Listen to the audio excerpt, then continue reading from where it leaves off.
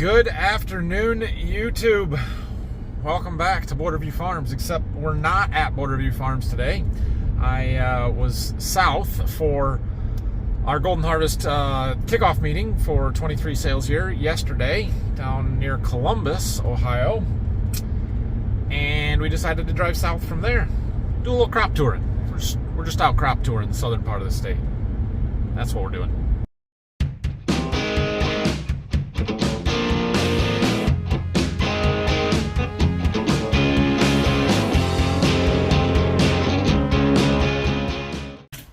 My goodness, look at that fancy truck. Huh. Yeah. What's up? What's going on? Not much. So if you haven't figured it out yet, we are down in southern Ohio visiting Brian Brown and Brian's farming videos here. Mini excavator, his dad's here just having fun. So we're gonna hang out for a little bit. I do want to go check it out. That is a big bulldozer. I bet my dad could put this to work. I bet we could find lots to do with it. And I mean, even that one would be sufficient probably. Pretty dang cool. Let's climb.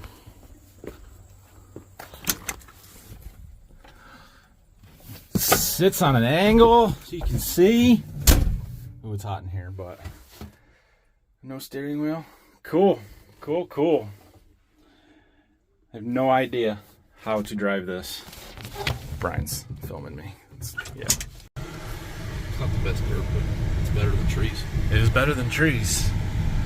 Brian's got a little more rugged terrain down here than I am used to. A little more curved fields and hills, and then nice big flat fields that you can't see because of the trees, but you get the idea.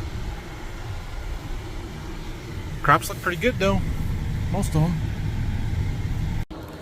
So we drove around and looked at a lot of their fields. Brian, you got some pretty darn good crops down here, I think, for the most part. Don't tell anybody. Don't tell anybody, right. He does have some not so good stuff, but I won't tell anybody that. I mean, you're in good shape.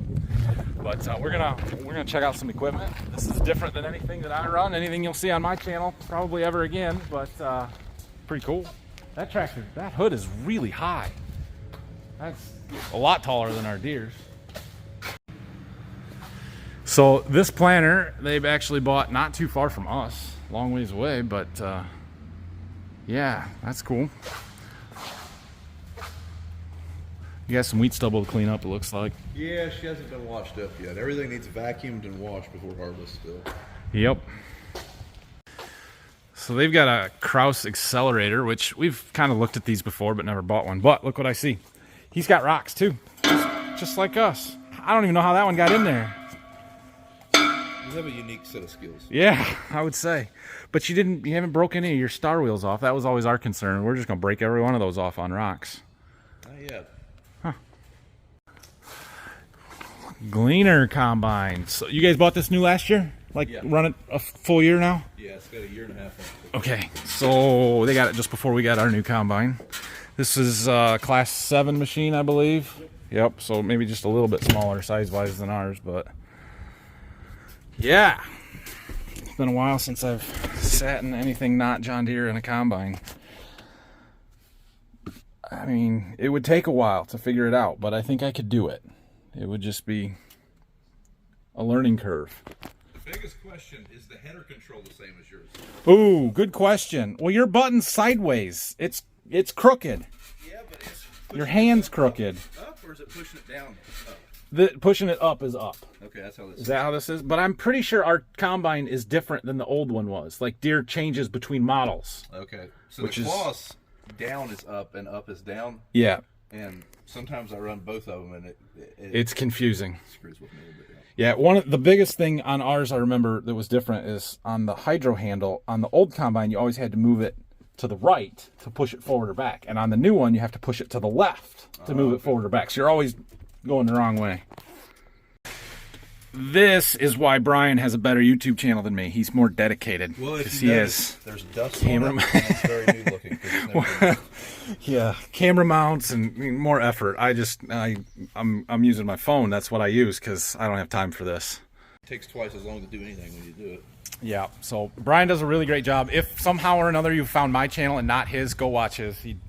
They're good videos. He was actually, so you did an interview with Rob Sharkey on Shark Farmer Radio in September of 19, I believe it was. Yeah, it was. I had just found Zach's channel, Millennial Farmer, a couple months before that. Been watching that, and then I heard you, and so I started watching yours. And then after that, I'm like, all right, I can do this. If you guys can do it, I can do it, right? When I first seen Zach's channel, I was like, well, if that idiot can do it, I can do it. Exactly. Yeah, right? the same The thing. hardest part for me was just like, how do I start? We're like in the middle of harvest, and I'm like, I guess you just do it. And so we did, and I've made a video every day since. That was not the plan. That's It is dedication. not supposed to work that way, but I got to the point where I'm like, well, I don't know what to film and what not to film, so I just film it all. And some reason, you guys keep watching it. So thank you, but go check his videos out.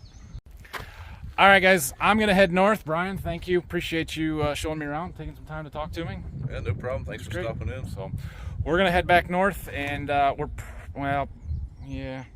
I don't know what time it's going to be when I get home, but we need to go check our irrigation field and see if we need to start pumping water again, because it hasn't rained since we left, and I have a feeling we're going to start that up, if not tonight, tomorrow morning. So anyway, thanks for watching, everybody. Hey, if you have any questions, comments, leave them down below. Make sure you go check out Brian's video. I'll put a link in the description on this one as well, and we'll see you probably Monday. I don't know, whenever I make a video again.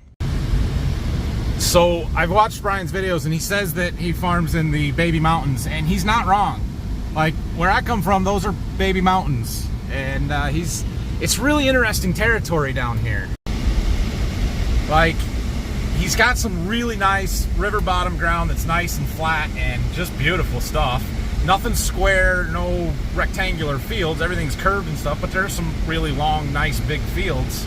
And then they've got some hilly stuff or maybe fields that are smaller but flat, and then hills all around them, and it's just very different than what I'm used to. I know he talks about his narrow roads a lot. Some of their roads are not bad. They're just like we have back at home, but they do have some really narrow, winding roads that I can see where it would be pretty sketchy running equipment around on some of this stuff. So anyway, so I know I wrapped this up already, but thanks again, Brian. Appreciate it, and we'll see you guys later.